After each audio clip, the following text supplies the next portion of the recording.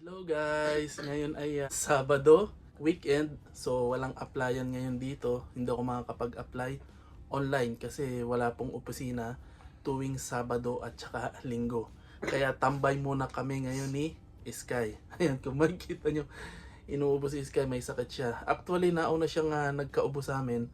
And then sumunod ako, then si Arlene. Pero ako at saka si Arlene galing na. Siya bumalik yung ubo niya kasi nga nung nag-swimming kami sa Oman. Pero pinapainom ko naman siya ng gamot at binilhan siya ni Arlene ng vitamins para mawala yung kanyang ubo. Para baka mamaya mapulmonya pa. And then ngayong araw na ito, sasabihin ko sa inyo, ipapakita ko sa inyo kung ano yung aming daily routine pag ganito magkasama kami ni Sky habang wala pa akong trabaho. Siyempre, iba yung daily routine ko kapag may trabaho na ako at kapag kasama ko si Sky. So, di ba? Imagine niyo pag nagkatrabaho na ako, magiging mag-isa si Sky dito minsan. So, ganito lang kasimple yung routine namin sa umaga. Unang-una, pupunta si Sky sa banyo pagkagising niya para maghilamos. So, ganun din ako, maghihilamos ako ng aming muka.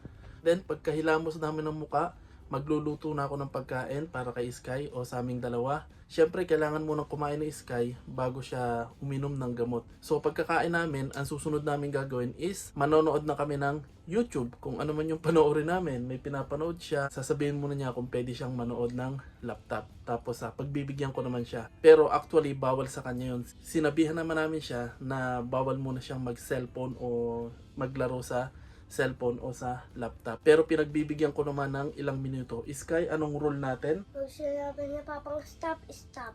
At Ayun. bawal magalit at umiyak. So, sinabihan namin si Sky ng rule. So, ang rule namin is, pag sinabi kong stop, is stop. So, may oras lang siya kung pwede siyang manood ng YouTube o hindi. O kung pwede siyang manood ng laptop o hindi. Kasi hindi pwede siyang manood ng mahabang oras. So, sabi namin bawal pa. Tsaka na lang pag 13 years old na siya. Actually, binilhan namin siya ng cellphone.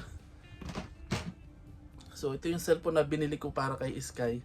Nung una, pinagamit namin to sa kanya doon sa Sharjah. Kasi nga, iniiwan din namin siya kasi parehas kami may trabaho. Pero, ang nangyari kay Sky is lagi siyang nagagalit. Lagi siya nagagalit kasi nga pag hindi siya nakakagamit ng cellphone. Tapos, hindi na rin siya kumakain kasi nga, kasi cellphone. Kaya, pinagbawal na namin at ibinana namin yung cellphone sa kanya. At kung mapapansin nyo, meron doon tripod sa mga video ko. So, kaya may tripod doon sa taas ng aming higaan. Kasi pag sa gabi, matutulog na kami. Bago kami... kaming movie. Yay! And then, pagkatapos noon, ang susunod na namin gagawin, either matutulog kaming dalawa o kaya lalabas kami ng konti para magpahangin sa labas. So, naka-schedule si Sky araw-araw habang magkasama kaming dalawa lang na maglaro dun sa park. Pag okay na, solve na si Sky, pagod na siya, umuwi na kami. So, yun lang yung daily routine namin araw-araw ni Sky. Bale, isang beses lang tayo kumain ni Sky. Isang beses lang kami ni Sky kumain pagkagising namin. Yun na yung pagkain namin. Mostly kasi nagigising kami ni Sky, mga 10:30 na ng umaga o 11 na ng umaga. Tapos doon pa lang ako magluluto. Si Mrs. naman busy na sa pagtatrabaho. Minsan nagluluto siya, tapos minsan pinagluluto ko siya. So mamaya baka bumaba kami para pumunta sa Metro Manila, bibili kami ng tinapay o kaya saging. Okay? Tsaka tinuturuan din namin si Sky kung anong kakaining pagkain, yung mga masustansyang pagkain. Pag hindi masustansya yung pagkain, sinasabihan namin siya na, Sky, bad yan, kailangan yung masustansya. Like prutas, gulay, ganyan. Kaya mahilig si Sky sa may sabaw na pagkain na ulam kaysa sa mga prito-pritong hotdog o kung ano pa man yan. Kwento pa sabaw, madami pa nakakain ko. Papa, At saka masustansya, di ba? Papa, basta bumili tayong gatas, susumbong kita kay mama. Ay, gatas. Oo, yun. Nagpapabili siya ng gatas. Okay, siguro bababa muna kami ni Sky para bumili ng gatas at saka bibili na rin ako ng saging. Ganito lang kami maghapon ni Sky pag walang ginagawa. Di ba, Sky? Is nagutom si Sky, naubos niya yung isang kaldero. Yan, ito yung pangalawa na niya. Ito lang yung gusto niyang ulam, tuna, tapos lalagyan ko ng toyo. So paghahaluin ko lang yan. Solve na siya dyan. Okay na, kakainin na niya yan pag nahalo ko na. Masarap, masarap, masarap. Sky, inubos mo yung kanin. Paano si mama mamaya pag uwi? At tinuturuan ko nga din pala si Sky na wag mong gawin sa iba yung ayaw mong gawin sa'yo. So sinasabi ko sa kanya na huwag gawin yon kasi bad yun. Halimbawa, nung isang araw hinubuan niya ako, so sabi ko sa kanya huwag gawin yon kasi bad yun. Tapos i-example ko sa kanya, sabi ko sa kanya, sige huhubuan din kita dun sa maraming tao. So ayaw naman niya. So sabi ko sa kanya, kaya huwag mong gagawin sa iba yung ayaw mong gawin sa'yo. Ayaw mo sa yung gawin, edi wag mong gagawin sa iba. Tututo naman siya at ginagawa naman niya. Tapos sa mga susunod na araw, yun, good boy na siya. Napakabait na niyang bata.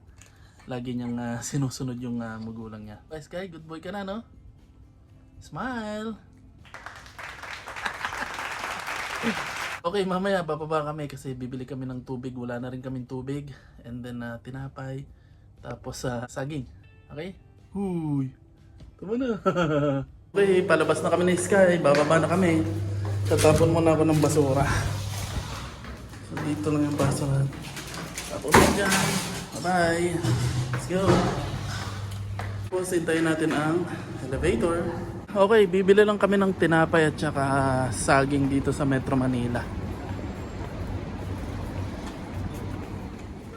Oh. Bibili ako ng gatas. Tapos, kanina sabi ko bibili ako ng gatas. Oh, sige, saging muna. Nandito yung saging kasi sa dulo. Dito. Oh, sige. Okay na? Sabi ko sa iyo, mas mabilis pag ako kumuha ng gatas, ikaw kumain ng saging. Thank you.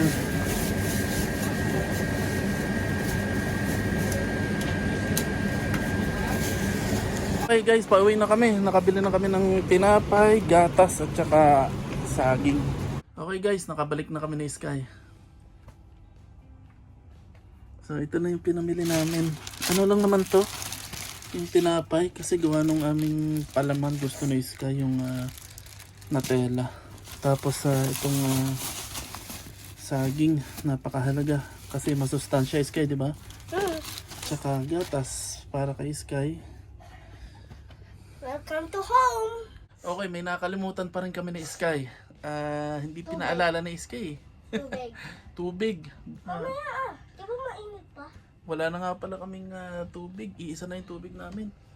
Ito na lang yung tubig namin. So, kailangan namin bumili ng tubig. So, sabi ni Sky, mamaya na lang kasi mainit pa. So, Sky, paalala mo sa amin mamaya. Bibili tayo tubig, no? So, 12, isang dosena. Ha? So, ayan. Pakpak. Ayan na, kumakain na si Sky ng tinapay. Kumakain na rin ako. Guys! Ano niya?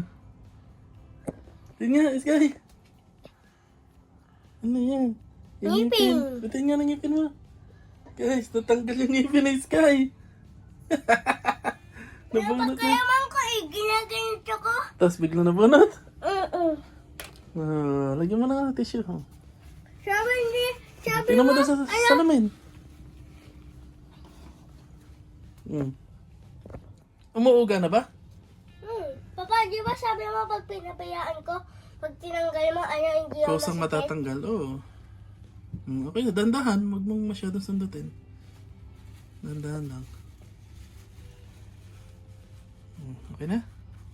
Natanggal ng kusa yung ngipin ni Sky.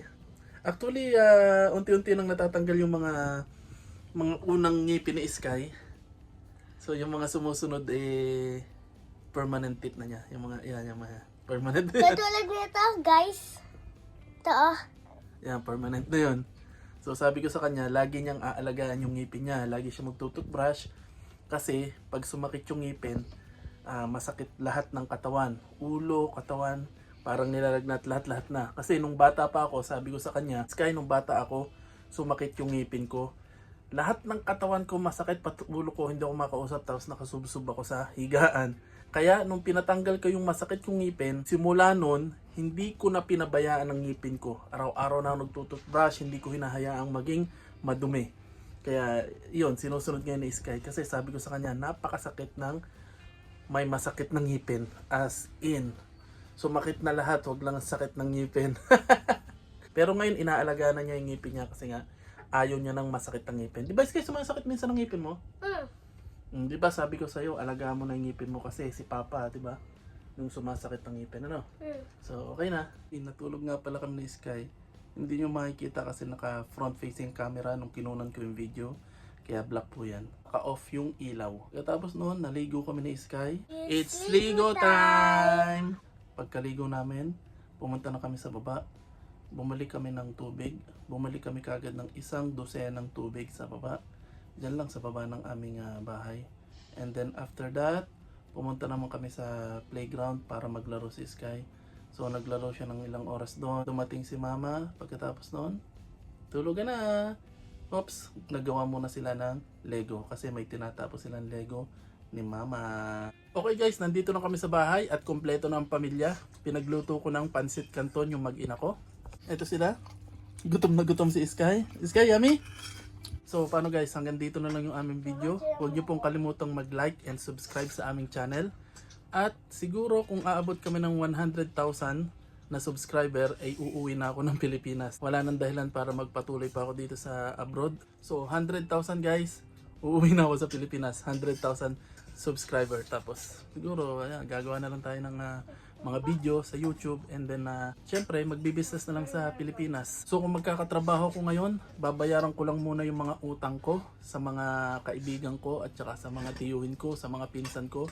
Pagkabayad ko ng mga utang ko, siguro mag-aatikha lang ako ng desktop at saka camera para sa aking pag-video, para sa pag-edit ng aking video, para sa aking pagbablog.